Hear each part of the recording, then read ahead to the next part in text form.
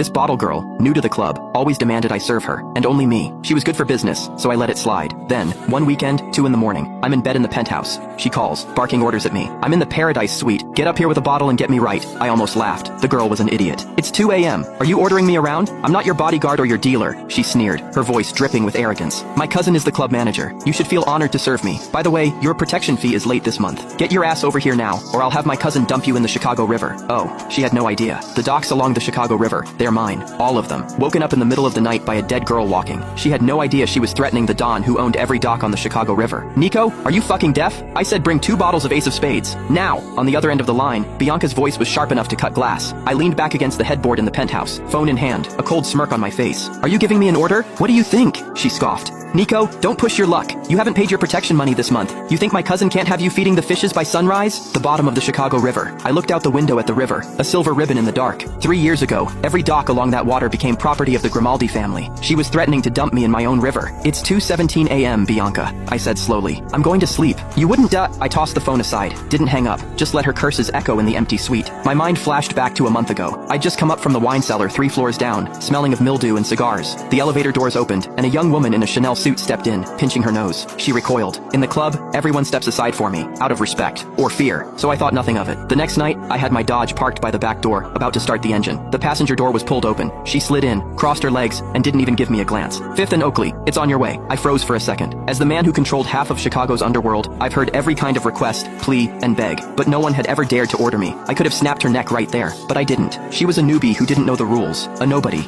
I couldn't be bothered. Besides, it was on my way. When we got to her apartment on 5th, she didn't even say thanks, just slammed the door and walked off. I figured it was a one-time thing. I was wrong. It was just the beginning. She started treating me like her personal chauffeur. First, she'd ask me to make detours to pick her up. Then she forbade me from smoking cigars in my own car. Said the smoke clashed with her expensive perfume. Last week, she was in the passenger seat, putting on bright red lipstick. In a condescending tone, she said, "Your leather seats are too hard. Go get me a cashmere cushion." Nico, you're lucky to be able to serve a woman like me. My hands tightened on the steering wheel. I watched her arrogant face in the rearview mirror. That was the first time I didn't see her as just some stupid annoyance. I saw her as a curiosity, an experiment. I became curious. What kind of world, what kind of backup, creates a creature so ignorant and so fearless? I had 100 ways to make her disappear from my world, but I didn't. A lion doesn't get angry at a yapping chihuahua. I just wanted to see how stupid she could get. I never understood how someone could take advantage of you while acting like they were doing you a favor. Now I knew. It was because the club manager was her cousin. Why aren't you talking? Are you on your way or not? Bianca's impatient voice crackled through the phone. I yawned. No, I'm going to sleep. You're on your own. With that, I hung up. The phone immediately started ringing again. The second I answered, Bianca's scream almost blew out my eardrum. You fucking hung up on me? I could hear men laughing in the background, the clinking of glasses. My cousin is right here with me. Bianca's voice was hysterical with triumph. Marco, say something to